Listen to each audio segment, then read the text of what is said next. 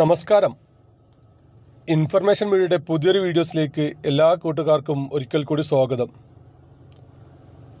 അക്ഷയ കേന്ദ്രവുമായി ബന്ധപ്പെട്ട വളരെ സുപ്രധാനമായിട്ടുള്ള അറിയിപ്പുമായിട്ടാണ് information videos വന്നിട്ടുള്ളത്. നമ്മുടെ പെൻഷൻ വിതരണം, അതുപോലെ തന്നെ ആധാർ കാർഡുമായി ബന്ധപ്പെട്ട വിവരങ്ങൾ, മറ്റ് നമ്മുടെ രേഖകളെല്ലാം റെഡിയാക്കുന്ന കാര്യങ്ങളെക്കുറിച്ചുമെല്ലാം വളരെ വിശദമായി നോക്കാം. അതിനു മുന്നോടിയായി ഇൻഫർമേഷൻ മീഡിയയുടെ വീഡിയോസ് നിങ്ങൾ ആദ്യമായിട്ടാണ് കാണുന്നതെങ്കിൽ ചാനൽ സബ്സ്ക്രൈബ് ചെയ്യാൻ മറക്കരുത്. നമ്മുടെ ഈ ചാനൽ ഒരു തരത്തിലുള്ള മതപരമായ കാര്യങ്ങളോ രാഷ്ട്രീയപരമായ കാര്യങ്ങളോ വരുന്നതല്ല. ഗവൺമെൻറ്റിൽ നിന്ന് ലഭിക്കുന്ന സേവനങ്ങൾ, ആനുകൂല്യങ്ങൾ, അറിയിപ്പുകൾ എന്നിവയെക്കുറിച്ച് മാത്രമായിരിക്കും വീഡിയോസുകൾ വരുന്നത്. ശ്രദ്ധിക്കുക, ഗവൺമെൻറ് സേവനങ്ങളും അറിയിപ്പുകളും എപ്പോൾ വേണമെങ്കിലും പുതിയ മാറ്റങ്ങൾ വരാം. നിങ്ങൾക്ക് ഏറ്റവും പുതിയ അറിയിപ്പുകൾ ലഭിക്കാൻ ചാനൽ സബ്സ്ക്രൈബ് ചെയ്ത് തൊട്ടടുത്തുള്ള ബെല്ലൈക്കൺ കൂടി ക്ലിക്ക് ചെയ്യുക. നമുക്കറിയാം, നമ്മുടെ രേഖകൾ റെഡിയാക്കാൻ ഗവൺമെൻറ് തന്ന സംവിധാനമാണ് അക്ഷയ കേന്ദ്രങ്ങൾ. നമ്മുടെ ആവശ്യമുള്ള ഓരോ രേഖകളുടെയും തെറ്റുകൾ തിരുത്തൽ, സർക്കാർ പറയുന്ന ആപ്ലിക്കേഷൻ നൽകൽ എന്നിവയെല്ലാമാണ് അക്ഷയ കേന്ദ്രങ്ങളുടെ ജോലി. നിങ്ങളുടെ നാട്ടിലെ അക്ഷയ കേന്ദ്രങ്ങൾ നിങ്ങൾ പോകുമ്പോൾ നിങ്ങൾക്കുണ്ടായ അനുഭവങ്ങൾ താഴെ കമൻറ്റായി രേഖപ്പെടുത്തുക. അവിടുത്തെ സ്റ്റാഫുകളുടെ പെരുമാറ്റം എങ്ങനെയുണ്ടെന്നും കമൻറ്റിൽ രേഖപ്പെടുത്തുക. ഏതായാലും ഇപ്പോൾ അക്ഷയ കേന്ദ്രങ്ങൾ ഇപ്പോൾ തിരക്ക് കുറവുള്ള സമയമാണ്. നമുക്കറിയാം, ഇനി മാർച്ച് മാസമാണ് വരാൻ പോകുന്നത്. ഫെബ്രുവരി മാർച്ച് മാസങ്ങളിൽ എക്സാമും മറ്റു കാര്യങ്ങളും ആയതുകൊണ്ട് തന്നെ സ്കൂളിൻ്റെ സ്കോളർഷിപ്പ് സംബന്ധമായിട്ടുള്ള കാര്യങ്ങൾ അല്ലെങ്കിൽ അഡ്മിഷൻ സംബന്ധമായിട്ടുള്ള കാര്യങ്ങളൊന്നും ഉണ്ടായിരിക്കില്ല. അതുപോലെ തന്നെ SIRമായി ബന്ധപ്പെട്ട വോട്ടുകൾ ചേർക്കൽ മറ്റു കാര്യങ്ങളെല്ലാം ഇപ്പോൾ അവസാനിച്ചത് കൊണ്ട് തന്നെ അക്ഷയ കേന്ദ്രങ്ങൾ ഇനി അങ്ങോട്ട് ഈ ഒരു മാസം, ഫെബ്രുവരി മാസം, മാർച്ച് മാസം പകുതി വരെയും നല്ല തിരക്ക് കുറവുള്ള സമയമായിരിക്കും. അതിനുശേഷം മാർച്ച് മാസം കഴിഞ്ഞാൽ പിന്നീട് കുട്ടികളുടെ +1 അഡ്മിഷൻ അടക്കമുള്ള കാര്യങ്ങളും മറ്റ് കോളേജ് അഡ്മിഷൻ കാര്യങ്ങളുമായി നല്ല തിരക്കിലായിരിക്കും അക്ഷയ കേന്ദ്രങ്ങൾ.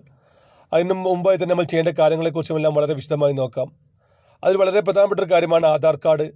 നമുക്കറിയാം, കേന്ദ്ര സർക്കാർ പുറത്തിറക്കിയ ഈ കാർഡ് ഉണ്ടെങ്കിൽ മാത്രമാണ് സർക്കാർ നിന്നുള്ള പല ആനുകൂല്യങ്ങളും പല അപേക്ഷകളും നമുക്ക് നൽകാൻ സാധിക്കുകയുള്ളൂ. അതുകൊണ്ട് തന്നെ അതിൽ എന്തെങ്കിലും തരത്തിലുള്ള തെറ്റുകളോ അതിലെങ്കിലും അപ്ഡേഷനുകളോ ഉണ്ടോ എന്ന് നമ്മൾ ശ്രദ്ധിക്കുക. പ്രധാനമായിട്ടും 5 വയസ്സിന് മുമ്പെടുത്ത കുട്ടികളുടെ ആധാർ കാർഡ് നിർബന്ധമായിട്ടും കുട്ടികളെ സ്കൂൾ ചേർക്കുന്നതിന് മുമ്പായി തന്നെ അപ്ഡേറ്റ് ചെയ്യുക. അതുപോലെ തന്നെ 15 വയസ്സിന് മുമ്പെടുത്ത ആധാർ കാർഡ് അല്ലെങ്കിൽ 15 വയസ്സിന് മുമ്പ് അപ്ഡേറ്റ് ചെയ്ത ആധാർ കാർഡ് ആണെങ്കിൽ 15 വയസ്സിന് ശേഷം ആധാർ കാർഡ് ഒന്ന് അപ്ഡേറ്റ് ചെയ്യുക. +1 +2 അഡ്മിഷൻ അടക്കമുള്ള കാര്യങ്ങൾക്ക് ഇത് നിർബന്ധമായിരിക്കും. ഇതെല്ലാം ഒരു അവസരം വരാൻ കാത്തു നിൽക്കാതെ ഇങ്ങനെയുള്ള ഒഴിവുള്ള സമയങ്ങൾ തന്നെ ചെയ്യാൻ ശ്രദ്ധിക്കുക. അതുപോലെ തന്നെ ഇനിയും ആധാർ കാർഡ് എടുക്കാത്ത ആളുകളുണ്ടെങ്കിൽ ആധാർ കാർഡ് എടുക്കുക. ആധാർ കാർഡിലെ തെറ്റുകൾ തിരുത്താനുണ്ടെങ്കിൽ ഈ സമയം പ്രയോജനപ്പെടുത്തി ആധാർ കാർഡിലെ തെറ്റുകൾ തിരുത്തുക. അതുപോലെ തന്നെ മറ്റൊരു കാര്യമാണ്, ആധാർ കാർഡിൽ ഫോൺ നമ്പർ ലിങ്ക് ചെയ്യാതെ അല്ലെങ്കിൽ മെയിൽ ID ലിങ്ക് ചെയ്യാത്ത ആളുകളുണ്ടെങ്കിൽ ഈ ഒരു അവസരത്തിൽ തന്നെ ലിങ്ക് ചെയ്യുക. നമുക്കൊരു അത്യാവശ്യം വരാൻ സമയം കാത്തു നിൽക്കാതെ ഇങ്ങനെയുള്ള കാര്യങ്ങൾ ചെയ്തു കഴിഞ്ഞാൽ പിന്നീട് നമുക്ക് ഒരുപാട് ഉപയോഗങ്ങളുണ്ടാകും. നമുക്കറിയാം, ആധാർ കാർഡിലെ ചെറിയ തെറ്റുകൾ പോലും നമുക്ക് പിന്നീട് വലിയ രൂപത്തിലുള്ള ബുദ്ധിമുട്ടുകൾ ഉണ്ടാക്കാറുണ്ട്. നമ്മൾ എന്തെങ്കിലും ഒരു കാര്യത്തിന് പോകുന്ന സമയത്തായിരിക്കും ഇങ്ങനെയുള്ള കാര്യങ്ങൾ ശ്രദ്ധിക്കുക. അതുകൊണ്ട് തന്നെ അപ്പോൾ 2-3 പ്രാവശ്യം അക്ഷയ കേന്ദ്രങ്ങളിൽ പോവുകയും എന്തെങ്കിലും ആനുകൂല്യങ്ങൾക്ക് അപേക്ഷ കൊടുക്കുന്ന സമയത്തെല്ലാം അക്ഷയ കേന്ദ്രം നല്ല തിരക്കുമായിരിക്കും. ആ സമയത്തിന് കാത്തു നിൽക്കാതെ ഇപ്പോൾ തന്നെ ഇങ്ങനെയുള്ള കാര്യങ്ങൾ ചെയ്യുക. അതുപോലെ തന്നെ പെൻഷൻ ലഭിച്ചുകൊണ്ടിരിക്കുന്ന ആളുകൾ, മാസം 2000 രൂപ പെൻഷൻ ലഭിച്ചുകൊണ്ടിരിക്കുന്ന ആളുകൾ എല്ലാ വർഷവും നൽകേണ്ട കാര്യമാണ് പെൻഷൻ മസ്റ്ററിങ്. അത് ചെയ്യാത്ത ആളുകളാണെങ്കിൽ 1-ാം തീയതി മുതൽ 10-ാം തീയതി വരെയുള്ള സമയങ്ങളിൽ മസ്റ്ററിങ് ചെയ്യാൻ അവസരമുണ്ട്. അതുപോലെ തന്നെ വരുമാന സർട്ടിഫിക്കറ്റ് നൽകാത്ത ആളുകളാണെങ്കിൽ അവർക്ക് ഇനി 5 മാസം മാത്രമാണ് ബാക്കിയുള്ളത്. ഈ സമയത്ത് അവർ ഇങ്ങനെയുള്ള കാര്യങ്ങൾ ചെയ്യുക. അതുപോലെ തന്നെ അക്ഷയ കേന്ദ്രങ്ങളിൽ പോകുമ്പോൾ ഇങ്ങോട്ട് അമിതമായി ചാർജ് ഈടാക്കുക, അവിടുത്തെ സ്റ്റാഫുകൾ മോശമായി പെരുമാറുക എന്നിങ്ങനെയെല്ലാം ഉണ്ടെങ്കിൽ നിങ്ങൾക്ക് പരാതി നൽകാൻ സാധിക്കും. ഓരോ ജില്ലാ ആസ്ഥാനത്തും അക്ഷയ കേന്ദ്രങ്ങളുടെ പ്രൊജക്ട് ഓഫീസുകൾ ഉണ്ടാകും. അവിടെ നേരിട്ടോ അല്ലെങ്കിൽ ഇമെയിൽ മുഖേനയോ നിങ്ങൾക്ക് പരാതി സമർപ്പിക്കാം. കൂടുതൽ പണം വാങ്ങിയാൽ അതല്ലെങ്കിൽ സേവനങ്ങൾ കറക്റ്റ് സമയത്ത് നൽകാതിരുന്നാൽ എല്ലാം ഈ ഒരു പരാതി നമുക്ക് പ്രകടിപ്പിക്കാം. നമ്മുടെ എല്ലാം സേവനങ്ങൾ നൽകാൻ വേണ്ടി ഗവൺമെൻറ് സംവിധാനത്തിൽ പ്രവർത്തിക്കുന്ന ഒരു കാര്യമാണ് അക്ഷയ കേന്ദ്രങ്ങൾ.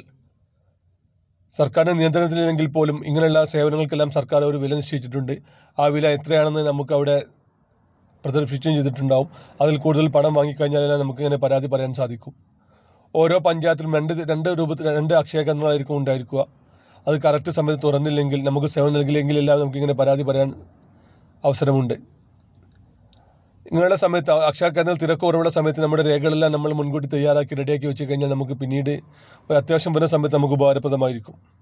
വീഡിയോ ഇഷ്ടപ്പെട്ടെന്ന് കരുതുന്നു. ഇതുപോലത്തെ ചെറിയ ഇൻഫർമേഷൻ വീഡിയോകൾക്ക് വേണ്ടി ചാനൽ സബ്സ്ക്രൈബ് ചെയ്തുകൊണ്ട് കൂട്ടുകാരിലേക്ക് ഷെയർ ചെയ്ത് കൊടുക്കുക.